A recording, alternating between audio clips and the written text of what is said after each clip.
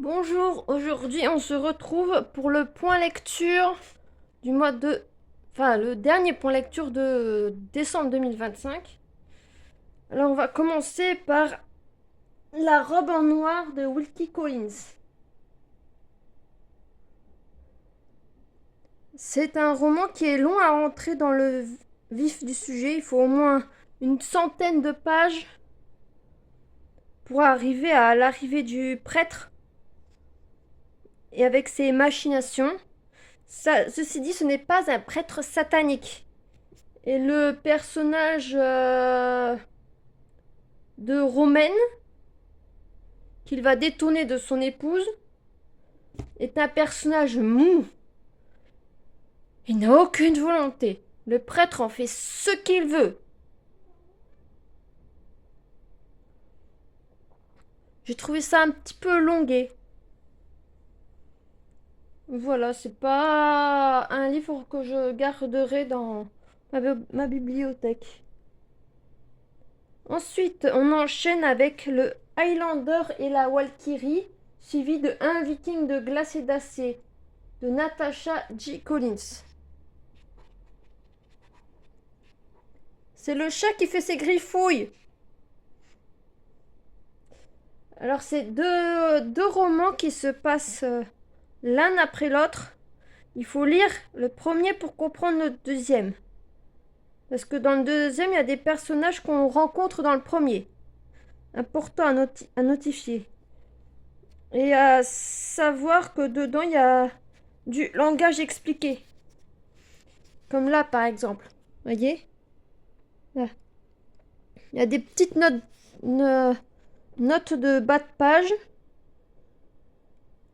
Alors, c'est des ennemis to lovers. Ennemis à amants. Dans les deux. Mais c'est pas forcément construit de la même manière. C'est des romans qui se lisent bien. On a à chaque fois des femmes qui veulent se battre.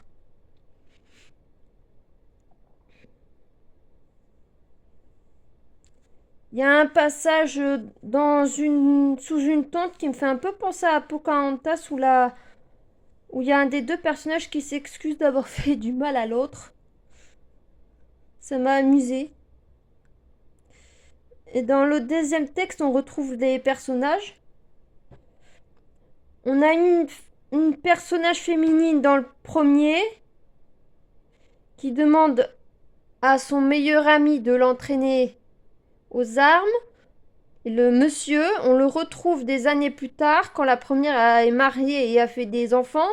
On le retrouve plus tard, qui doit s'auto-protéger une femme, est obligé de l'épouser et doit peu à peu essayer de la séduire pour construire un couple avec. Et en même temps, lui apprendre à se battre. Parce qu'elle lui aura demandé de se battre et elle, en parallèle, devra lui apprendre à apprendre à lire, écrire et compagnie. Mais il préfère les armes. Par contre, vous avez pas mal de meurtres, de trahisons.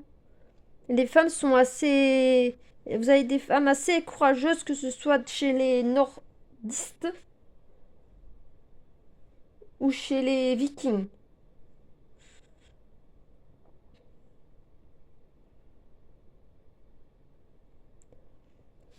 Et même si c'était sympa, il restera pas forcément dans ma bibliothèque. Ensuite, le dernier mais non pas le moindre, on continue avec Les Graciers de Kieran Millwood Hargrave. À savoir que le Natasha J. Collins et Les Graciers, ça se passe tous les deux en hiver, autour de Noël. Du coup, je les ai lus à la bonne saison. On parle de féminisme, de chasse à la sorcière. De toute façon, c'est marqué derrière. Hein. Vardo, nord du cercle polaire en Norvège.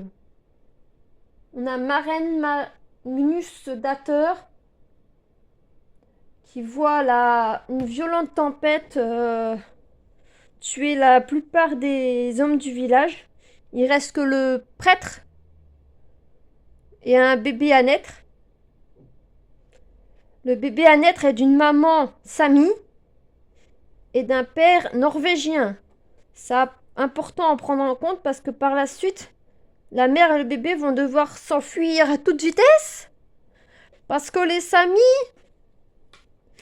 sont suspectés de pacte avec le diable par les chrétiens un peu trop zélés, fanatistes. Et on sent beaucoup de haine entre les femmes, même entre mères et filles. Il y a beaucoup de tensions. Des tensions qui vont détruire certaines femmes du village et les emmener dans l'au-delà. Il y a le prêtre qui arrive au bout d'un moment, où il prend une femme au sud de la Norvège. Il la rencontre le lundi, par exemple. Le dimanche, ils sont mariés. Ils connaissent limite rien l'un sur l'autre, mais il l'épouse. Il a juste besoin d'une femme. Hop. La jeune fille, elle le connaît même pas. Elle est plus ou moins contrainte de l'épouser, mais elle n'est pas du tout comme lui. Et ça fait pas comme Rebecca dans Daphné du Maurier où elle reste à moitié amorphe. Elle essaye de comprendre ce qui se passe, de s'intégrer au village. Elle demande de l'aide à Maren pour qu'elle l'aide à faire du pain, à coudre, à s'occuper des pots, tout ça. Elle essaie de s'intégrer, de défendre les gens du village. Mais elle n'aime pas son mari. Et quand elle apprend tout ce qu'il a pu faire, ça va jusqu'à la dégoûter. Je vais spoiler un peu, donc si vous voulez pas entendre la fin, au revoir. À la fin, elle va commettre quelque chose pour sauver son amie, Maren, de son mari.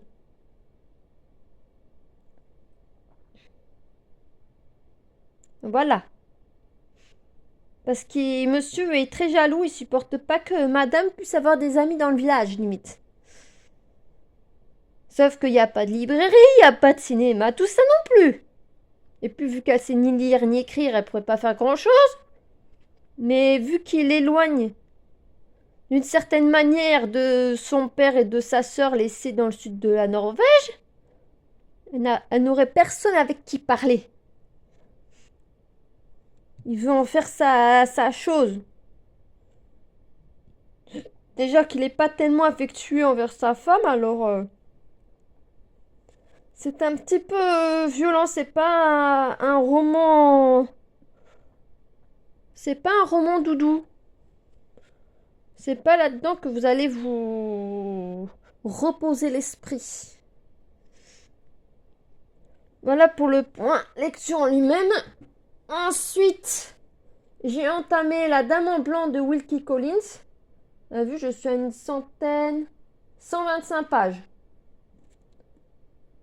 C'est une dame en blanc qui se serait enfuie d'un asile où elle a été enfermée par un homme. Et on rencontre et le personnage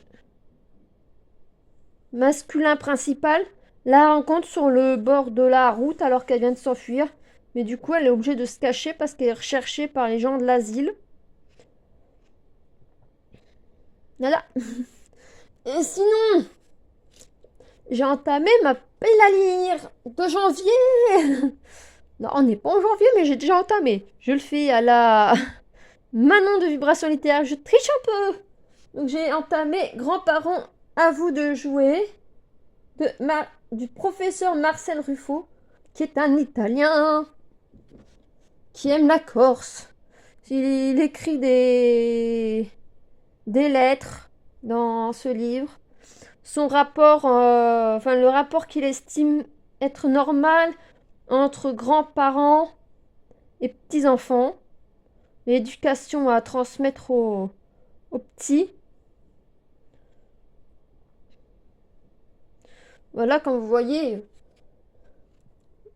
ça fait un trou au milieu. Là, vous voyez? C'est ce que j'ai lu hier. Le trou. J'ai lu le trou. J'ai lu le trou hier. Voilà.